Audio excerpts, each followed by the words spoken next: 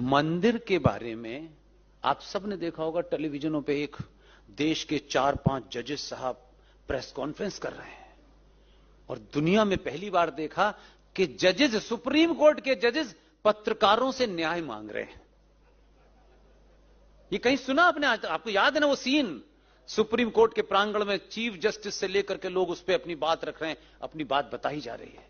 वो press conference हो गई, बात खत्म हो गई, आई गई हो गई, लोग भूल गए, और वो ये जानता है कि लोग भूल चुके होंगे, तभी काम शुरू करता है वो। उसने शाम में अनाउंस किया दिल्ली में, और क्योंकि हम मीडिया में लंबे समय तक रहे तो इतना तो हमको समझ में आता है कि कोई क्यों ये बात कहता है और क्यों नहीं कहता।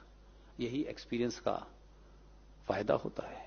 अनाउंसमेंट हुआ कि भारत के प्रधानमंत्री सुप्रीम कोर्ट का दौरा करना चाहते हैं। अब ये अनाउंसमेंट हुआ तो सैनिटाइज कर दी गई, एसपीजी लग गई, सब झाड़ी वाड़ी, यहां तो कबूतर सब ढूंढा जा रहा है कि कोई कबूतर ना आ जाए, कोई बिल्ली ना आ जाए। अब आप ये तो मानेंगे कि जिस इंस्टीट्यूशन को वो देखने जा रहा है, उस इंस्टीट्यूशन का टॉप वही घुमाएगा, कोई किलर तो घुमाएगा नहीं, घुमाएगा। और ये भी समझ में नहीं आया कि जब 15 साल गुजरात में था तब तो अदालतों के इतने चक्कर काटे, फिर क्या अदालत में देखना क्या चाहता है? इसे क्या देखना है? कोई सौंदर्यीकरण देखना है, कोई फूल पत्ती ढूंढनी है? तो वो जो छोटे वाले थे ना, छोटे से साइज के चीफ जस्टिस, उनको भी लगा कि आज पूरा घुमा ही दूंगा मैं इसको, इधर जा इधर जा इधर जा इधर जा। पूरा देश देख रहा है कि वो चीफ, और वो क्या कहते हैं, बताइए जज साहिबान कहां बैठ के फैसला देते हैं? यहां बैठ के देते हैं। यहां कैसा है, ये कैसा है? जब सब कुछ हो गया, उसके कदम तेज तेज थे और उनको छोटे थे कदम, उनके कदम छोटे छोटे थे हो गए, तो उनसे बोले, एक पर्चा निकाला, ये देखा है आपने? बस नमस्कार, पूरा हो गया। और जज साहब बाहर आए। जज साहब बोले, राम मंदिर पे फैसला 40 दिन में दूंगा। कुछ लोगों को समझ नहीं आया कि ये कौन सा इंजेक्शन लगा है। और फिर 40 दिन के बाद फैसला आया, राम मंदिर यहीं बनेगा, यही मंदिर है। मालूम है क्या था? सत्ताएं सिर्फ ऑफिस में बैठ करके नहीं चलती हैं। हमारे पूर्वजों ने सत्ताएं सिर्फ बैठ के नहीं चलाई हैं। जमीन की हकीकत, जो कागज दिखाया था ना, वो कागज उनके दामाद का था। उनके दामाद कहीं किसी राज्य सरकार में जज हैं जो करप्शन में फंसे हुए थे। और देखिए, इसमें ईमानदार है वो। नहीं, उसकी ईमानदारी बता रहा हूं, आप पहले से हंस रहे हो। वो ईमानदारी देखिए उसकी कितनी है।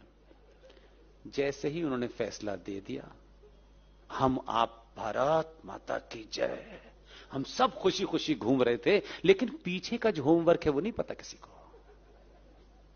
उसने फैसला देने के बाद निगाह गड़ा के रखी कि ये रिटायर किस दिन होने वाले हैं।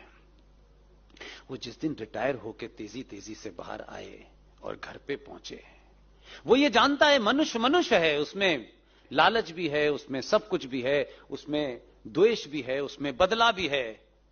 वो कोई खाली नहीं छोड़ता, पता नहीं कब बहक जाए। बहकने के तो पैसे लगते नहीं है। वो घर पहुंचे, घर पहुंच के उन्होंने कोट टांगा, रिटायरमेंट समाप्त हो गया उनका। रिटायरमेंट के बाद जब वो घर पहुंचे तो एक आदमी पहुंचा और एक लिफाफा दिया उनको, सर ये है आपके लिए। जब लिफाफा खोल के देखा तो लिफाफे पे लिखा हुआ था, भारत सरकार ने देश के राष्ट्रपति से ये आपका नाम प्रपोज किया है कि इस देश में जो 12 गणमान्य नागरिकों को राष्ट्रपति राज्यसभा में भेजते हैं, उसमें आपका नाम भी नामित किया गया है। अब 6 साल तक मुंह बंद रहेगा। राम मंदिर का फैसला आ गया। आप समझ रहे हैं? इसलिए मैंने कहा कि भाई, जो दिखता है उसके पीछे भी कुछ होता है। मैं इसलिए साथ खड़ा हूं मुझ पे आरोप लगाओ, मुझे कोई फर्क नहीं पड़ता, मैं इसको बोलूं। मैं ऐसे योद्धाओं को बार बार चुनूंगा, 1000 बार चुनूंगा और चुनता रहूंगा।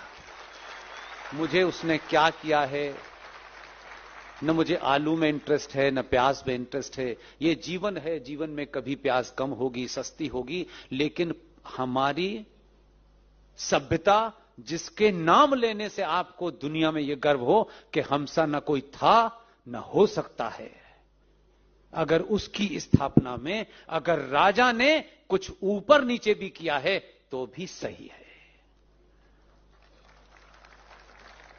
अब बताइए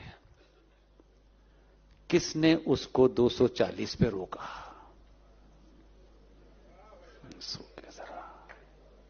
आपको सब कुछ चाहिए, लेकिन 5 साल में बिना पैसे के, कोई इन्वेस्टमेंट के, 5 साल में आप 1 मिनट 30 सेकंड के लिए सनातनी नहीं हुए, यह शर्म की बात है। उस 30 सेकंड में आपको जाति, मेरा, तेरा, इसको नीचे दिखाना है, उसको नीचे दिखाना है, आपने उसे 240 पर रोक दिया है। किससे बदला ले रहे हो? किसको स्थापित करना चाहते हो? किसको मैसेज दे रहे हो? अपने छोटे माना कि महंगाई होगी, माना कि बहुत सारे काम नहीं होंगे, लेकिन जो काम इस वक्त हो सकते हैं वो बाद में नहीं होंगे। 1 मिनट की, 10 सेकंड की गलती में उस वक्त ही आपको दुनिया के सारे फैसले करने थे। सबक सिखाना है, फलाना है, ढिमाका है। मैं फिर कह रहा हूं, शांति बनाए रखिए। 272 जिस दिन हो जाएंगे उस दिन वक्फ बोर्ड 24 घंटे में हट जाएगा। मुझे इसलिए आपने अगर गलती कर ली है और प्रायश्चित है तो दोबारा गलती मत कीजिएगा। एक छोटी सी गलती हजारों साल तक कितना बड़ा नुकसान करती है, यह हमने हमेशा देखा कि जब जब डिसाइसिव बात हमको करनी थी उसी वक्त हमने इतने सारे सवाल खड़े कर दिए हैं। अगर इतिहास में चचा फूल वाले को प्रधानमंत्री बना दिया गया, जिसको उस अपनी पार्टी के लोगों ने अध्यक्ष नहीं बनाया, वो इस देश का पहला प्रधानमंत्री हो गया। और ये गलत नैरेटिव सेट कर दिया, झूठ बोला कि 15 अगस्त 1947 को जवाहरलाल नेहरू ने शपथ ली थी। जवाहरलाल नेहरू ने पहली शपथ 47 में नहीं ली थी, 2 सितंबर 46 में ली थी। लॉर्ड वॉविल ने उन्हें शपथ दिलाई थी। यह सच्चाई नहीं जानना चाहते आप? उस वक्त भी ऐसे महान लोग थे। वो ठीक है कांग्रेस पार्टी में होंगे, लेकिन कांग्रेस पार्टी आज की पार्टी नहीं थी, वो वाली पार्टी थी। उसमें कैसे महान लोग थे ये इसका पता नहीं लगाया आपने। मैं इसलिए आपको बताता हूं कि बार बार शत्रु को सिर्फ इस वजह से मत देखिए कि वो इधर खड़ा हुआ है। हो सकता है कि वो इधर खड़े होने के बाद भी कुछ बड़ा कर सकता हो।